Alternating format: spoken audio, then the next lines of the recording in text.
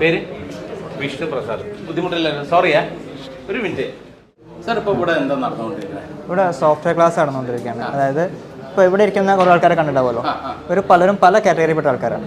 അതായത് പല മൊഡ്യൂളുകൾ നടന്നുകൊണ്ടിരിക്കുന്ന ആൾക്കാരാണ്. ഇപ്പോൾ ഇവർ മൊബൈൽ ഫോണിൻ്റെ ഫീൽഡിലേക്ക് തുടങ്ങിയിട്ടേ ഉള്ളൂ. അതായത് ഇപ്പോൾ നിലവിൽ തിയറി ക്ലാസ്സുകൾ വരുമ്പോൾ ഫസ്റ്റ് ഇലക്ട്രോണിക്സിനെ കുറിച്ച് അറിഞ്ഞ് അതിനുശേഷം മൊബൈൽ ഫോണിൻ്റെ തുടക്കത്തിലേക്ക് വന്നിട്ടുള്ള ആൾക്കാരാണ്.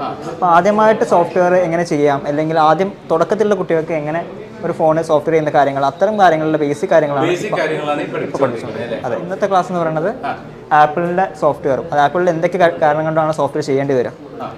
ആപ്പിളിൻ്റെ ക്ലാസ്സുകൾ കഴിഞ്ഞു. അത് കഴിഞ്ഞപ്പോൾ സാംസങ് അതുപോലുള്ള മറ്റ് ബ്രാൻഡുകളിലേക്ക് ഓരോ ബ്രാൻഡുകളിലും എങ്ങനെയൊക്കെയാണ് സോഫ്റ്റ്വെയർ കംപ്ലയിൻസുകൾ വരിക, വന്നു കഴിഞ്ഞാൽ അതെങ്ങനെ ഫിക്സ് ചെയ്യാം എന്നുള്ള കാര്യങ്ങളാണ്. അപ്പോൾ ഈ സോഫ്റ്റ്വെയറിൻ്റെ കേസ് തന്നെ പറയുമ്പോൾ ആപ്പിളിലും അല്ലെങ്കിൽ ആൻഡ്രോയിഡിലും സോഫ്റ്റ്വെയർ ചെയ്യുക എന്നുള്ളത് മാത്രമല്ല, ഇപ്പോൾ ആപ്പിളിൽ കുറേ സെക്യൂരിറ്റി ഫീച്ചേഴ്സുകളുണ്ട്. ഇപ്പോൾ അതിൻ്റെ ഒരു ഡാറ്റ നഷ്ടപ്പെടാതെ ബാക്കപ്പ് ചെയ്ത് വെക്കാനോ അല്ലെങ്കിൽ